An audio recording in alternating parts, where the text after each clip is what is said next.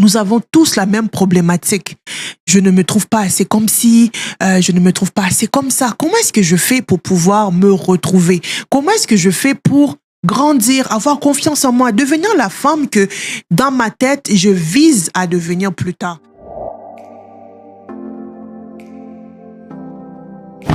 Alors, nous commençons avec notre activité de la descente dans les écoles où nous avons été invités par l'organisme And for Each Another.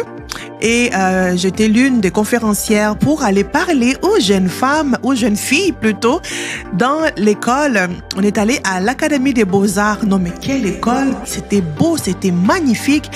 Et je vous dis, j'ai beaucoup apprécié la qualité de ces jeunes filles. J'ai beaucoup aimé leur soif d'apprendre parce que moi, je devais parler sur l'estime de soi, je devais parler sur la confiance en soi, tout ça, comment on se comporte, comment est-ce qu'on se tient, comment est-ce qu'on bâtit son estime de soi. Et je pouvais voir les filles. Ce qui m'a beaucoup touchée, c'est à la fin, quand elles sont venues me parler, m'enlancer, il y en a une même à la fin qui est venue me donner son avis, son témoignage en fait, sur comment elle a trouvé. Et puis, elle a dit, mais pourquoi est-ce que c'était pas assez long, il fallait que vous parliez pendant toute la session, parce que c'était vraiment très intéressant.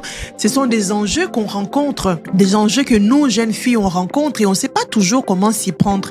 Alors, c'était vraiment intéressant et c'était la première fois que oui, je retournais dans une école congolaise après avoir quitté le sol congolais quand j'étais toute petite. Et ça m'a fait quelque chose de revoir, de revivre l'uniforme bleu-blanc et de rentrer dans une salle de classe. Ça m'a rappelé quand j'allais à l'école au Congo. Oui, j'étais jeune, j'avais 8 ans, jusqu'à l'âge de 8 ans, mais quand même, ça m'a ramené des souvenirs et puis c'était vraiment bien, un bon moment. On a vraiment bien discuté, bien parlé. Je remercie vraiment l'organisme de m'avoir associé à cette activité et ça m'a permis de voir que, en fait, peu importe où est-ce que tu te trouves au Congo, que tu te trouves au Canada, que tu te trouves en Europe, que tu te trouves en Chine, nous avons tous la même problématique. Je ne me trouve pas assez comme ci, je ne me trouve pas assez comme ça. Comment est-ce que je fais pour pouvoir me retrouver? Comment est-ce que je fais pour grandir, avoir confiance en moi, devenir la femme que dans ma tête, je vise à devenir plus tard?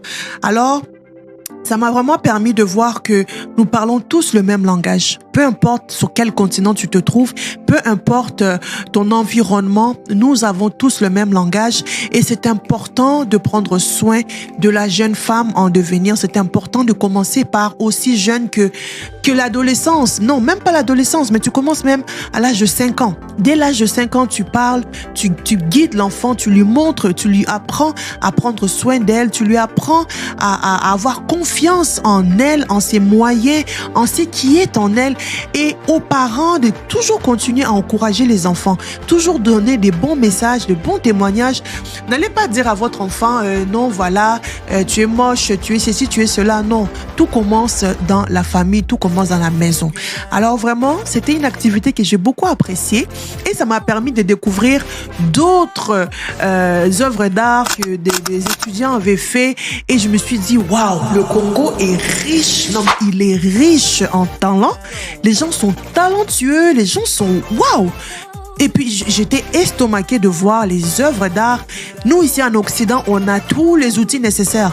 Mais là-bas, ils ont des manques, ils n'ont pas tout ce qu'il leur faut, mais ce qu'ils peuvent accomplir avec peu, incroyable. Alors, j'espère que vous avez aimé ça. On se retrouve à une prochaine session de notre mini-série sur mon voyage au Congo. À bientôt.